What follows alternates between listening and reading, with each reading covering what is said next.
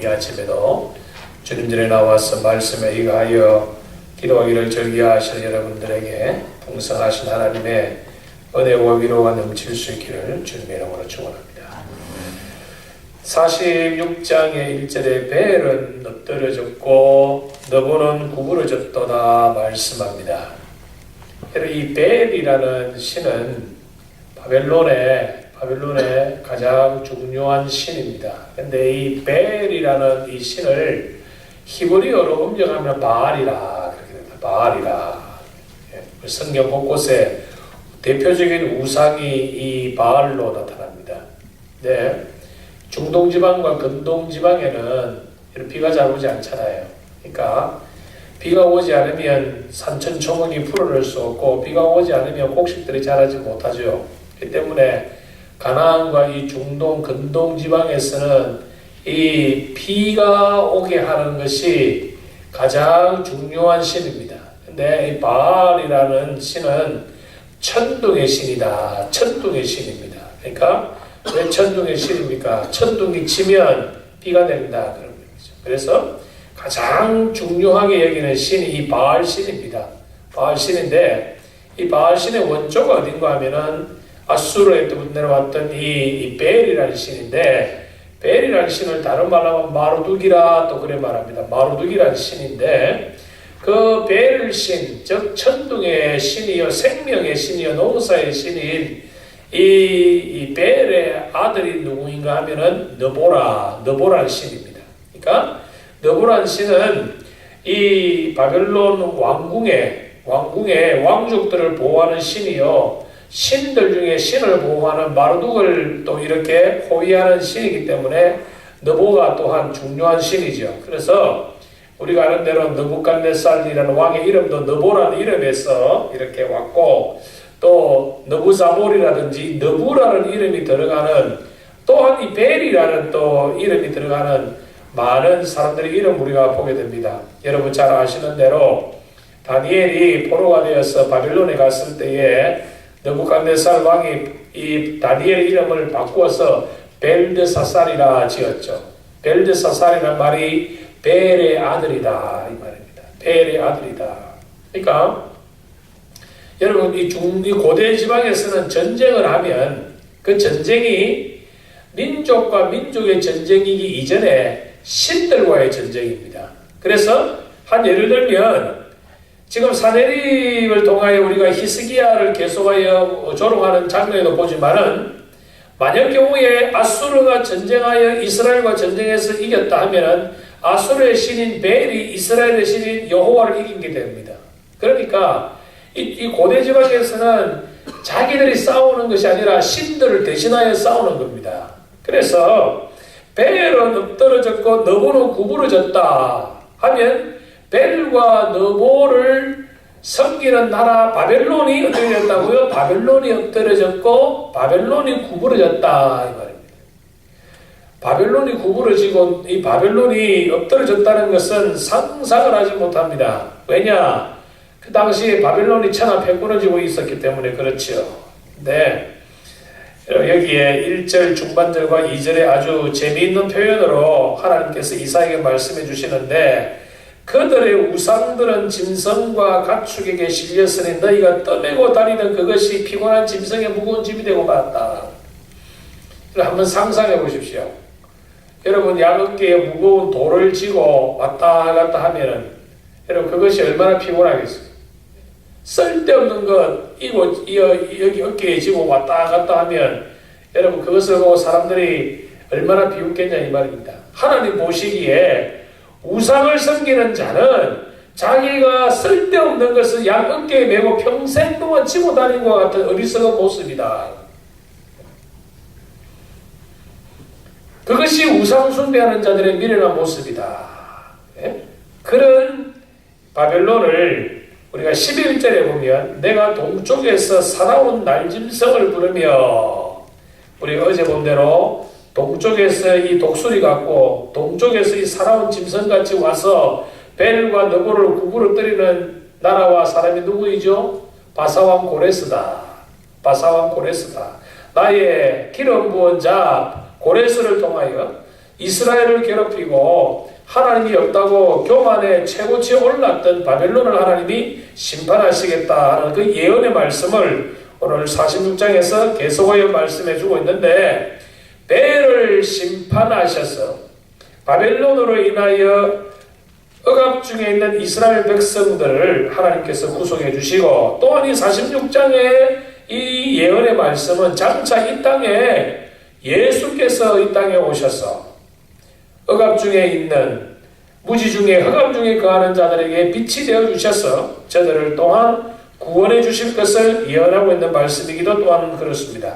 3절에 보면 야곱의 집이여 이스라엘 집에 남은 모든 자여, 남은 자여, 렘난 사상이 또다시 등장합니다. 남은 자, 그루터기 신앙을 또 여기에서 우리에게 보여주는데, 끝까지 신앙의 지도를 지키고 끝까지 하나님을 신뢰하는 그들이 끝까지 신뢰하고 하나님을 섬기는 것이 자기들의 의지력이나 자기들이 뛰어나서 그런 것이 아니라, 누가 그렇게 만들어주신다? 하나님이 그렇게 만들어주신다는 겁니다. 하나님이. 배에서 나무로 내게 업힌 너희여. 하나님께서 사랑하는 주의 백성들을 택하실 때에 만세전에 하나님께서 우리를 택정해 주시고, 때가 되어서 우리가 어미의 뱃속에 있을 때부터 하나님이 우리를 아신 바 되었다. 예레미야 선지자가 말하는 대로. 우리는 여러분 그냥 어떻게 살다가 보니까 미국 와서, 또 미국에 우리가 살다 보니까 여기에 뭐 대부분의 사람들은 또 기독교를 믿으니까 내가 어떻게 기독교를 믿었다 천만의 말씀 아닙니다. 그것은 우리 육신적인 눈에 보는 것이고, 영적으로 보면은 가장 적절한 시점에 가장 적절한 방법으로 하나님께서 우리에게 생명을 주셔서 하나님의 자녀로 삼아주신다는 겁니다. 그래서 내가 예수 믿는다는 것은 여러분 기적 중에 기적입니다.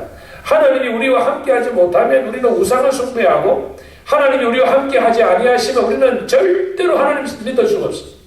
그러므로 내가 예수를 믿는다는 것은 하나님이 나를 택정하셔서 때가 되어 하나님의 사람으로 부르시고, 주님의 몸된 교회를 통하여 신앙생활하게 하고, 주님의 몸된 교회에서 내가 직분을 받아 하나님을 섬기는 자로 하나님이 세워주신다. 태에서 나무로부터 내게 업힌 너희여, 내게 업힌 너희여. 4절에 너희가 노년에 이르기까지, 무슨 말입니까? 어머니의 뱃속에 있을 때부터 우리가 생명을 다할 때까지 일관성 있게 하나님 우리를 지켜주실 것이다 약속하십니다. 백발이 되기까지 내가 너희를 품을 것이라. 여기 품는다는 말은 여러분 새가 알을 품는 것 같은 그런 모습입니다. 네, 여러분 제가 어릴 때 많이 짓궂었거든요. 시골에 가니까 암탉이 이 알을 품고 있더라고요. 근데 가까이 가도 평소 같으면 이래 암탉이 도망을 가는데, 알을 품을 때는 가까이 가도 절대 도망을 안 갑니다. 가까이 가면 이상한 소리를 내죠. 이상한 소리를 막 내요. 저는 그게 재밌어가지고 짝대기 가지고 막 쑤셔대요. 아 여러분, 막 쑤셔대요. 암탉이 고개를 푹 숙이고 끝까지 알을 품더라고요. 제가 얼마나 미안한지, 짓궂은 저도 아주 미안하더라고요. 근데 그 다음날 또 하고 싶어요. 그 다음날 또 이번에는 수탉이 와서 암탉을 또 보호하더라고요. 알을 품는 이 암탉을. 그래서 제가 장난치다가 이 수탉이 콱 뛰면서요, 밖에 이제 가슴만 해서 얘가 이 닭한테 제가 한번 쫓김을 제가 한번 이 닭발에 한번 제가 채인 적이 있어요. 상당히 아프더라고요. 수탉의 체인분 여러분 엄청 아파요. 함부로 하지 마십시오. 잘못하면 큰일 납니다. 내가 품고 보여내리라. 내가 품겠다는 말은 무슨 말이죠? 내 인생을 하나님이 책임져 주시겠다. 인생을 책임져 주시겠다. 그러니 누가 나와 비교하겠느냐? 누가 나를 비교하겠느냐?